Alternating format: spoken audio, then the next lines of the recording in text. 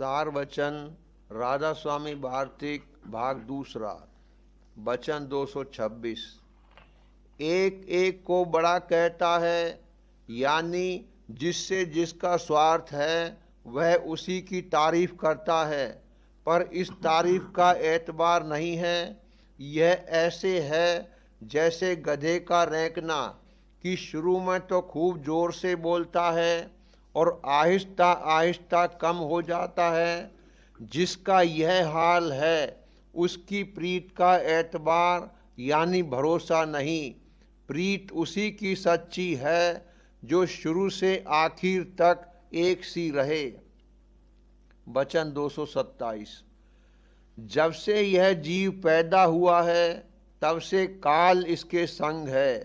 गोया यह सूरत काल के संग ब्याही गई है। जब पति दुल्हन के लेने को आता है तब कायदा है कि वह रोती है, और रोने से मुराद है कि मुझको जाने न देवें, पर कोई नहीं रोक सकता है। इसी तरह जब काल आवेगा यह सूरत हरचंद रोवेगी, पर कोई मदद नहीं दे सकेगा, और वह ऐसे रास्ते पर जाकर डालेगा जो बाल से भी बारीक है और चींटी की भी ताकत नहीं जो उस पर चले। और सुरतें उस रास्ते पर जाने में कट कट के नीचे जहाँ नरकों के कुंड भरे हैं गिर गिर पड़ती है, और जैसी तकलीफ होती है उसका बयान नहीं किया जाता है। इससे संत सद्गुरु जीवों को बार बार दया करके समझाते हैं कि बाल से भी बारीक रास्ता है, और जो उसका खौफ है तो अपनी असलियत के हासिल करने में मेहनत करो, और उपाय उसका सिवाय सतगुरु पूरे के और किसी के पास नहीं है। जब जीव सतगुरु की शरण लेगा तो वह जो करनी मुनासिब है करा लेंगे, और ऐसे भयानक रास्ते से बचाकर अपनी गोद में बैठाकर निज स्थान में जहाँ सदा आनंद प्राप्त होगा वहाँ पहुँचा देंगे। सिवाय इसके और कोई उपाय नहीं है। वचन 228। यह सच है कि नाम का प्राप्त होना बहुत मुश्किल है, पर नाम के प्राप्ति वालों की शरण लेना तो सहज है। और हमेशा से यही चाल चली आई है कि हर एक को नाम नहीं प्राप्त होता, पर शरण लेते चले आए हैं, और शरण में बहुत आनंद है। संतों के हाथ भी यह जुगत नहीं लगी, वह भी आप बन बैठे, पर यह जुगत जीवों के हाथ लगी है। वचन 229। जो कोई चाहे कि संत सद्गुरु की पहचान कर ले और जो बातें कि ग्रंथों में लिखी हैं उनसे विधि मिलावे तो हरगिज नहीं मिलेगी और पहचान न होगी। उसको चाहिए कि कोई दिन उनका संग करे, तब पहचान आवेगी, और कोई उपाय पहचान करने का नहीं है। वचन 230।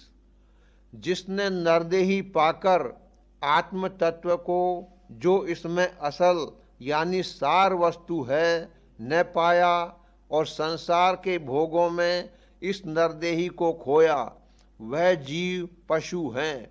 मनुष्य स्वरूप हुए तो क्या, पर काम पशु का करते हैं। सो यह बात बे सतगुरु पूरे के प्राप्त नहीं होगी। प्रथम तो सतगुरु पूरे का मिलना मुश्किल है, और जो मिले तो भाव नहीं आता है, क्योंकि आजकल भेखों का यह हाल है कि अपने को पूर्ण ब्रह्म कहते हैं और जीवों को ज्ञान सिखाकर भरमाते हैं। और जो उनसे दरियाफ्त किया जावे कि तुमने ब्रह्म को किस जुक्ति से पाया, तो उसका जवाब नहीं देते हैं। इस वास्ते उनका ब्रह्म कहना झूठा है, और उनका मार्ग भी जो विद्या और बुद्धि के विचार का है, मन के पेट का है, उससे जीव का उबार नहीं होगा। बड़भागी वही जीव हैं जिनको सतगुरु पूरे मिल गए और निश्चय और प्रतीत अपनी बख्शी है और सेवा में लगाया है, क्योंकि जीव की ताकत नहीं है जो निश्चय ला सके या उनकी सेवा में ठहर सके। यह बात भी उनकी मेहर और दया से हासिल होगी। वचन 231। पिछले पापों का अहंकार रूपी मैल इस जीव पर चढ़ा हुआ है, इस सबब से दुख सुख पाता है। जब सतगुरु वक्त के सन्मुख आवे तो वे अपने दया रूपी जल से मैल धोकर इस जीव को निर्मल कर लें और जो सदा सुख का स्थान है वहाँ पहुँचा दें। पर शर्त यह है कि यह उनके सन्मुख ठहरा रहे, और जो एक रोज को आया और 1 महीने को गैर हाजिर हो गया तो सतगुरु क्या करें। यह बात उसी से बनेगी जिसको दर्द परमार्थ का होगा, बेदर्दी का काम नहीं है। वचन 232। नास्तिक जो मालिक के होने से इनकार करते हैं सो गलती में है। मालिक इस तरह गुप्त है जैसे काठ में अग्नि, पर उनको नजर न आया, इस सबब से नास्तिक हो गए। अगर सतगुरु खोजते और उनसे जुगत लेकर अपने मन को मथकर देखते तो उनको मालिक के दर्शन की दृष्टि हासिल होती और कृतघ्नता यानी नाशुक्री के पाप से बच जाते। वचन 233। जैसे मलियागिरी का जो दरख्त है उसके जो दूसरा दरख्त नजदीक होता है वह उसको अपने समान खुशबूदार कर लेता है, इसी तरह से जो जीव साध संग में आए वह भी संसार की तापों से बचकर एक रोज साध रूप हो जाते हैं। बड़भागी वही हैं जिनको साध संग प्राप्त है और उन्हीं की नरदेही सुफल है, और जिनको साध संग प्राप्त नहीं है और न उसकी चाह है वह पशु के समान है। नरदेही मिल गई तो क्या, उसका फल तो प्राप्त न हुआ। जैसे सूम की हालत कि 1000 रुपये पैदा करे पर खाए न खर्चे, तो ऐसे धनवान होने से क्या फायदा हुआ। अंत को जाने वह धन किसके हाथ पड़ा और क्या हुआ। और जो वासना उसकी दिल में रही तो सांप बनकर बैठा, और यह नहीं हो सकता कि वासना न रहे। फिर देखो कैसी नीच योनि पाई और 84 के चक्कर में पड़ा। इसी तरह जिनको नरदेही प्राप्त है और उन्होंने उसको संतों की प्रीत और सेवा में नहीं लगाया तो अंत को 84 भोगेंगे। वचन 234। वेद मत वालों का कर्म उपासना और ज्ञान संतों के सिर्फ कर्म स्थान तक पहुंचता है, क्योंकि संतों का कर्म बगैर त्रिकुटी तक पहुँचे पूरा नहीं होता है और सत्यलोक तक उपासना रहती है और अनामी पद में ज्ञान प्राप्त होता है। पर संत कभी अपने को ज्ञानी नहीं कहते हैं, हमेशा भक्ति रखते हैं, और यह जो अपने को ज्ञानी कहते हैं वह असल में वाचक हैं, क्योंकि वह वक्त सवाल के जवाब नहीं दे सकते हैं कि उनको ज्ञान कैसे प्राप्त हुआ। यानी बिना कर्म और उपासना के ज्ञान का होना नहीं हो सकता है, सो उसका भेद वह बिल्कुल नहीं जानते, क्योंकि उन्होंने किया नहीं, सिर्फ पोथियां पढ़कर ज्ञान के वचन सीखे हैं। इस वास्ते झूठे ज्ञानी हैं, और जो जीव उनका वचन मानते हैं वह अपना बिगाड़ करते हैं। वचन 235। सतगुरु वक्त की हर हालत में मुख्यता है। पहले उनके चरणों में सच्ची प्रीत करने से सफाई स्थूल की हासिल होगी, जब अधिकारी नाम के श्रवण का होगा, और फिर नाम का सूक्ष्म रूप और सतगुरु का सूक्ष्म रूप और अपना सूक्ष्म रूप सब एक रूप नजर आवेंगे, पर यह बात सतगुरु की पूरी प्रीत से हासिल होगी। प्रेम पत्र राधा स्वामी, 5वां भाग, सिलसिला वचन 41-40। जिस कदर चाल चलेगी और रास्ता तय होता जावेगा, उसी कदर अंतर में रस और आनंद मिलता जावेगा और अपने प्रीतम का जलवा थोड़ा बहुत नजर आता जावेगा और शौक और प्रेम दर्शन का बढ़ता जावेगा, जो एक दिन संसद गुरु की मेहर से धुरधाम में पहुंचा देगा। यह उपदेश और भेद सिर्फ राधा स्वामी मत की संगत में मिल सकता है और किसी को इसकी खबर भी नहीं है।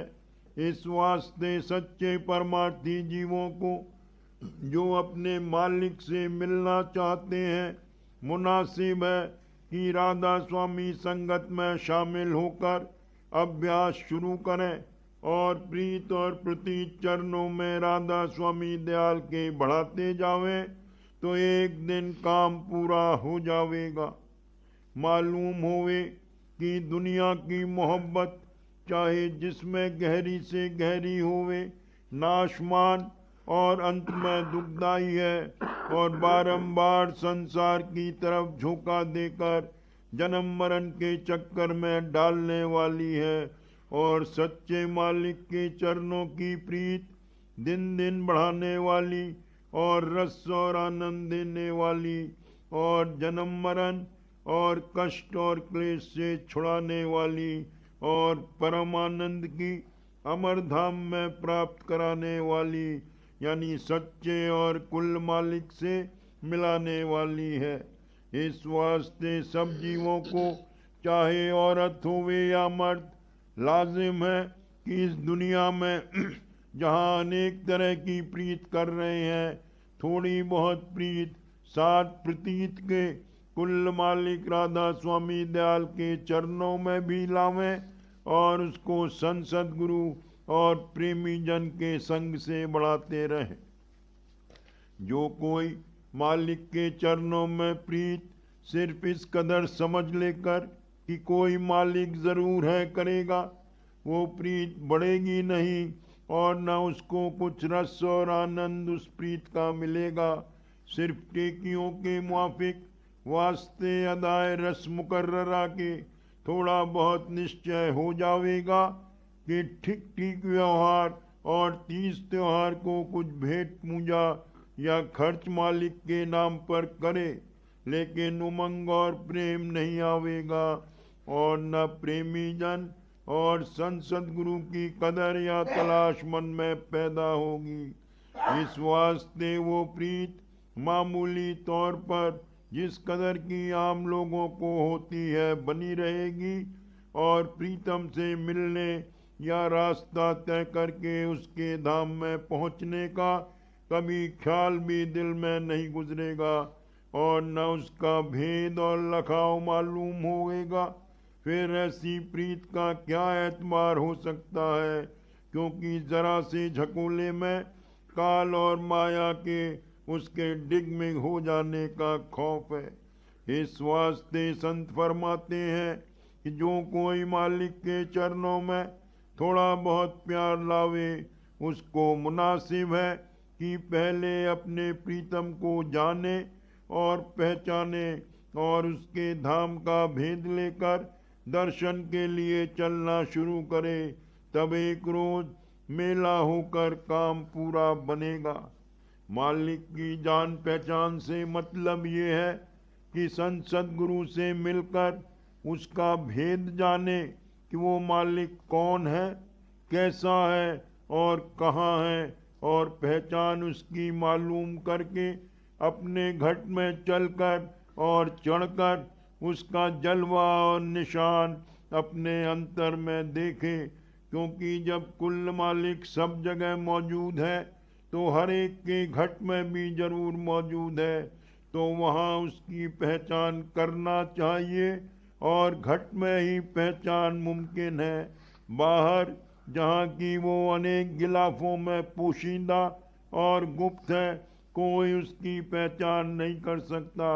अलबत्ता जबकि अपने घट में दर्शन कर लेवे, तब बाहर भी सब जगह दर्शन कर सकता है। नहीं तो दोनों जगह माया का तमोगुण यानी अंधेरा छाया हुआ है। विदून घट की जान पहचान के मालिक के चरणों की प्रीत का फल जैसा चाहिए नहीं मिल सकता है।